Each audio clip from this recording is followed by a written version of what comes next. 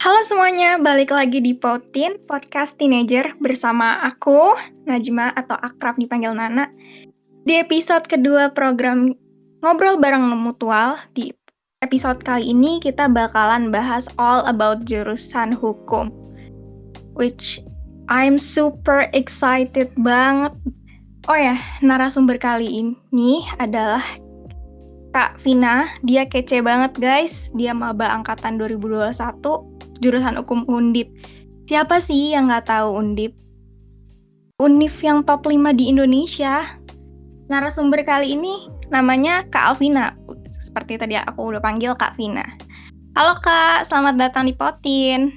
Halo semuanya, perkenalkan aku Alvina Nairul Makfiroh, mahasiswa baru di Fakultas Hukum Universitas Diponegoro. Gimana nih kabarnya? Sehat-sehat nggak nih Kak? Alhamdulillah sehat. Kamu sendiri gimana? Aku alhamdulillah sehat ya. Nggak ada positif apapun. Kalau gitu tetap stay at home semua ya Kak. Jaga kesehatan juga. Stay safe semuanya. Kak Vina boleh dong kenalan diri dulu sama para potiners nih. Siapa namanya, terus kesibukannya apa, mungkin boleh hobinya apa kalau emang mau sharing. Kalian pokoknya data diri Kak Vina deh. Jadi nama aku Alvina Nairul Makfiroh, biasa dipanggil kayak yang dipanggil Najma, Vina.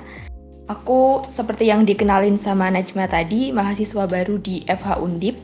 Untuk hobi aku sendiri itu, aku suka baca buku-buku self-improvement kayak filosofi teras gitu-gitu. Karena menurut aku itu enak banget buat dibacanya dan relaxing gitu. Terus aku juga suka dengerin podcast-podcast di YouTube, di Spotify. Random sih kalau ini.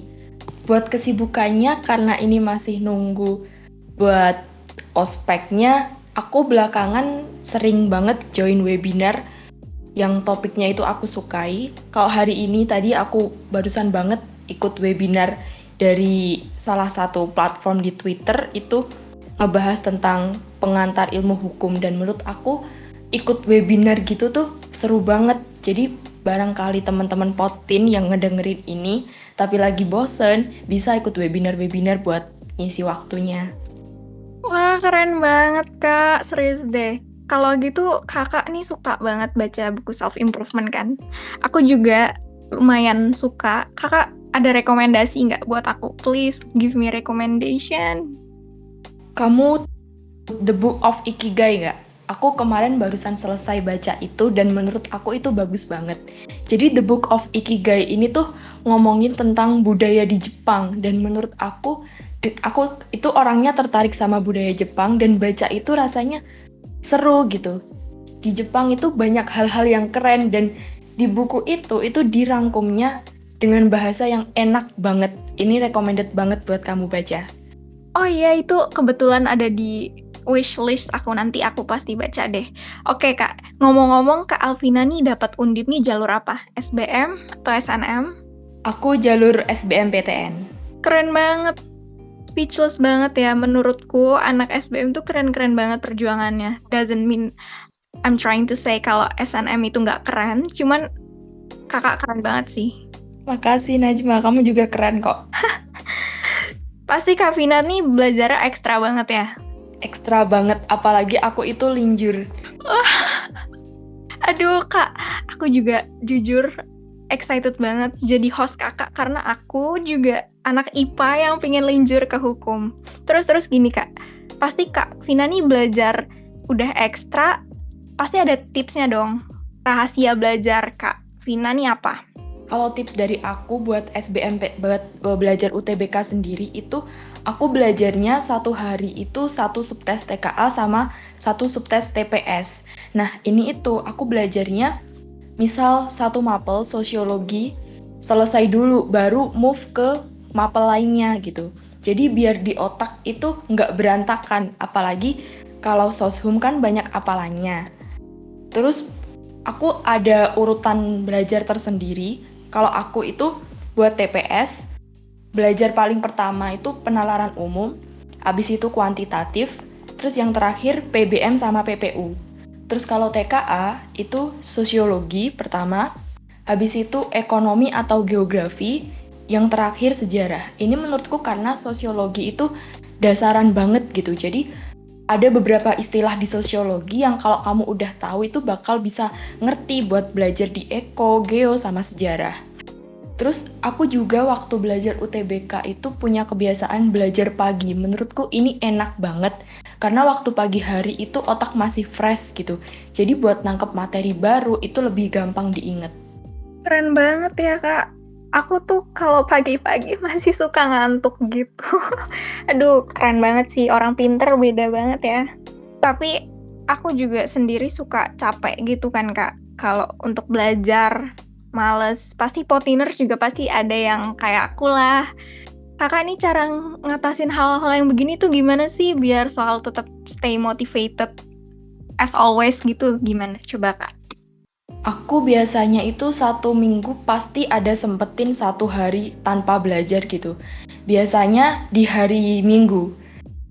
Nah, hari Minggu itu biasanya aku bener-bener lepas dari belajar. Aku cuma ngelakuin yang aku suka, misal makan, nonton, atau apapun lah. Pokoknya tuh lepas dari belajar. Dan biar Seninnya itu jadi lebih fresh gitu. Karena kan Senin kan kayak awal minggu gitu. Jadi biar lebih fresh itu hari Minggunya aku istirahat. Tapi kalau misal aku selain hari Minggu ada ngerasa capek, ya aku bakal istirahat dulu 1 hari, nggak apa-apa kok. Dan aku kayak kalau misal pengen ngembaliin lagi itu biasanya ikut SWU, Study With Us di Twitter. Itu menurutku seru sih. Jadi rasanya belajar itu ada yang nemenin gitu. Rasanya belajar bareng-bareng walau kenyataannya kita di rumah. Apalagi di waktu online gini kan. Itu ikut SWU menurutku ngeboost mood belajar aku banget sih.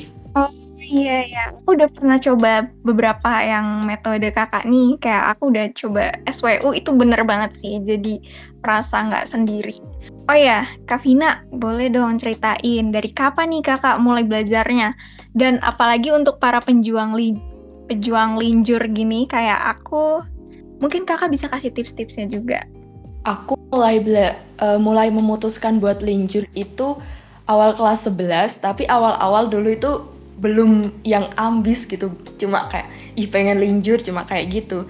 Baru awal pandemi banget itu aku mulai fix banget, mulai ngambis linjur, aku mulai beli buku, mulai pelajarin materi-materi IPS, pakai urutan yang tadi aku sebutin.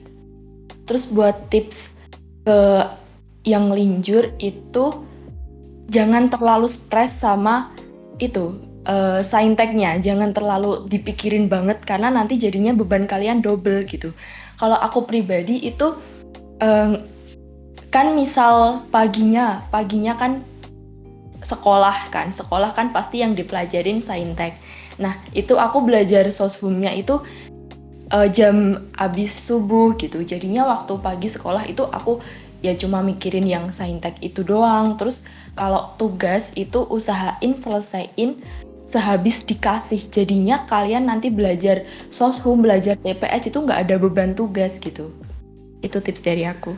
Oh, makasih banget nih Kak. Ntar aku mau coba apply tips-tips dari Kakak. Oh ya, terus rata-rata skor diterima hukum berapa nih Kak? Yang skor Kakak kemarin? Kalau skor aku ini 620, nilai yang tertingginya di sosiologi. Tapi kalau Kakak tahu nggak rata-rata skor di jurusan hukum Undip tuh berapa?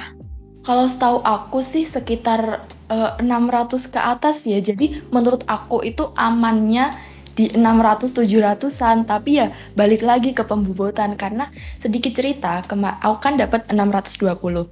Nah kemarin itu ada teman aku di Twitter yang dia bilang kalau nilainya itu di atas aku 630-an tapi dia nggak lolos. Nah ini itu menurut aku faktor dari pembobotan masing-masing subtes itu sendiri gitu. Jadi kalau dilihat dari rata-rata sih menurut aku mending lihatnya dari masing-masing subtes aja sih.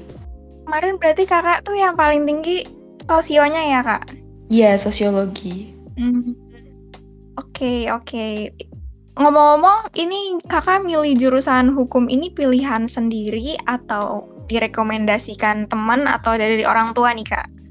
Ini pilihan aku sendiri. Jadi ceritanya dulu itu sebelum memutuskan ke hukum, aku itu pernah kepikiran ke psikologi. Tapi orang tua nggak ngizinin, terus aku coba cari tahu jurusan lain yang sekiranya aku cocok. Dan aku langsung kepikiran, kayaknya aku tertarik banget sama hukum gitu. Dan ya, hukum itu nggak akan lepas di masyarakat, jadi menurut aku pekerjaan di bidang hukum itu nggak akan tergantikan gitu loh. Jadi terus aku bilang ke orang tua, aku bilang kalau mau di hukum terus diizinin, oke, aku ngambil di hukum ini. Keren banget. Terus kenapa, kan tadi kakak udah jelasin nih kenapa kakak pilih hukum, karena hukum ini adalah ilmu yang nggak akan tergantikan ya kak? Iya benar. Terus gimana nih cara kakak meyakini jurusan pilihan kakak itu ke orang tua? Kalau kan orang tua tuh sekarang banyak banget ya kalau anak-anaknya mau ke jurusan hukum takut gitu.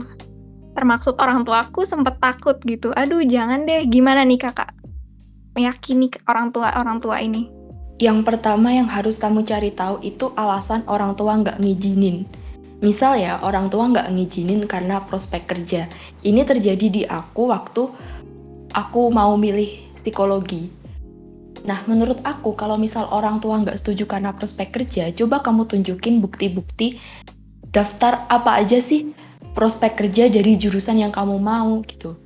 Terus waktu di hukum ini awalnya orang tua ragu karena takut aku nggak bisa survive, takut aku nggak mampu, tapi terus aku yakinin, aku bilang kalau ini pilihan aku, gimana pun nanti aku bakal ambil konsekuensinya karena ini pilihan aku sendiri gitu sih.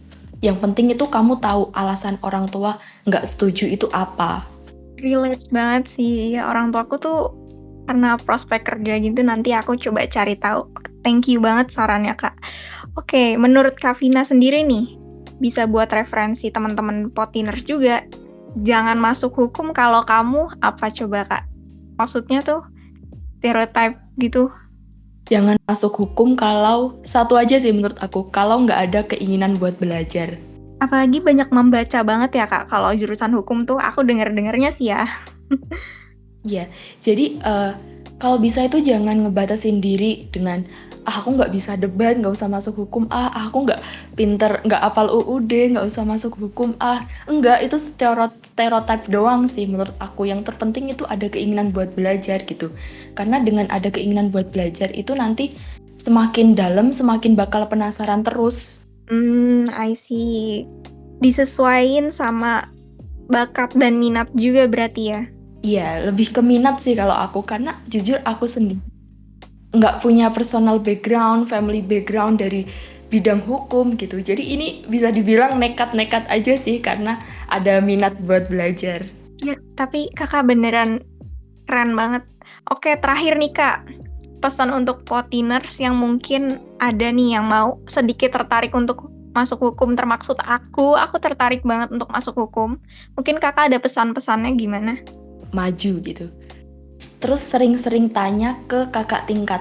Aku itu awalnya kan agak gimana gitu ya, kayak yang orang tua aku takutin, aku takut kalau nanti aku nggak bisa kayak gitu. Tapi terus aku sering sharing-sharing sama kakak-kakak FH di angkatan 2020 tentang stereotip aku. Misal anak hukum itu harus jago debat nggak, anak hukum itu harus hafal undang-undang nggak gitu. Aku tanyain semuanya dan mereka bilang kalau stereotip kayak gitu itu salah gitu. Yang penting kamu ada keinginan buat belajar, dan kalimat itu bikin aku berani buat maju. Jadi misal ada Potiners yang pengen masuk FH, jangan ragu buat maju, perjuangin apa yang mau kalian impiin. Wah, jadi kesimpulan dari kita ngobrol tadi adalah kalau mau masuk hukum ini harus minatnya kuat, berarti ya kita nggak boleh ikut terlalu percaya sama stereotype. Dan intisari yang aku tangkap dari pembicaraan aku sama Kak Vina dari tadi adalah kita harus berani ngambil keputusan. Terus kita harus kalau kita punya mimpi harus berjuang, bener nggak Kak? Bener banget. Terus oke, ngobrolnya seru banget. Kita jadi bisa tahu rahasianya apa yang dilakuin salah satu maba hukum Undip biar bisa tembus PTN yang diinginkan. Buat Kak Alvina, aku dan tim mau ngucapin makasih banyak banget karena udah luangin waktunya untuk ngobrol di sini. Nggak lupa thank you juga. Kenapa, Kak? Aku juga ngucapin makasih banyak buat Najma, buat tim Potin yang udah ngasih aku kesempatan buat ngobrol di sini karena jujur seneng banget bisa sharing ke teman-teman semuanya. Iya, Kak. Kita juga. Aduh, Kakak tuh keren banget deh pokoknya.